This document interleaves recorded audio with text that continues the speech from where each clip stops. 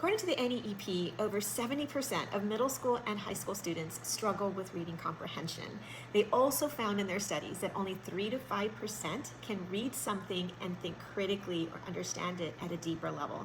That means that only 3 to 5% of students can actually evaluate, synthesize, think critically about the text that they're reading. And in the world that we're living in now, those skills are needed at a much higher level. AI is not always correct, and if a student cannot think critically about what they're reading, they can easily be deceived, manipulated, controlled, and so forth. So what does that mean for us as homeschool educators? We want to make sure that we are modeling reading comprehension, that we are reading aloud to our students, thinking aloud, sharing what's in our mind, processing in front of them so that they start asking those questions themselves. We also want to make sure that we are starting them off in the younger years with oral narrations. So these are can be guided early on, where we ask them to tell us in their own words what it is that they've just read. When someone processes through that, when they read something and share what they've understood, they're taking ownership of that content and they're starting to make sense of it in their minds. So there was a quote that I once read: reading without reflecting is like eating without digesting. I think that in this world of so much information, we can easily take in stuff without actually thinking about it. And we want to make sure we're taking the time to slow down. Reading is thinking, and thinking takes time.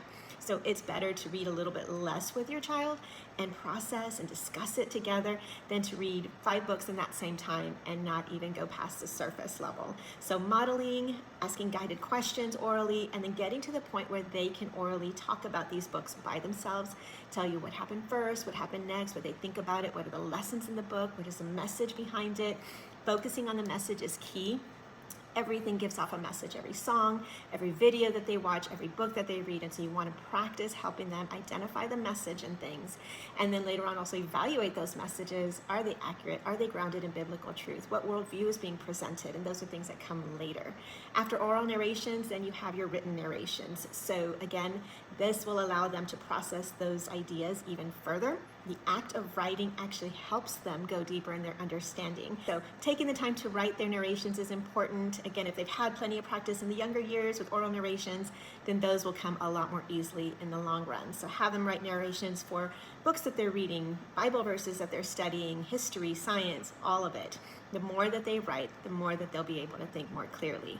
And one thing you want to keep in mind is that if you don't teach your child how to think, the world will be more than happy to think for them. So do your due diligence. This is something we cover heavily in Nurturing Connections and Reading, but if you want to follow along for more tips, I'll share them along the way.